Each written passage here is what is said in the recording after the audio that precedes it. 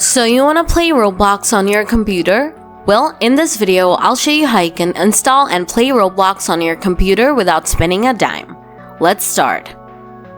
The first thing you have to do is go to roblox.com with the browser of your choice. Now from this page, you have to sign up for a Roblox account.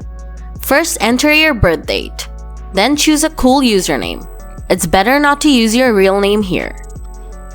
Next, type in a strong password in this box.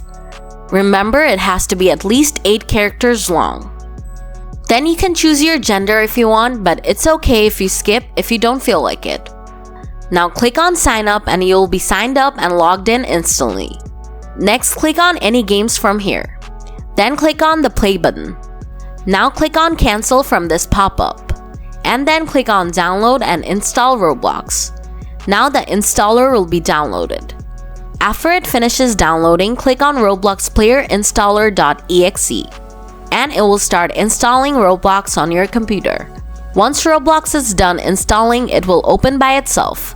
After that, just log in and start playing the game you want.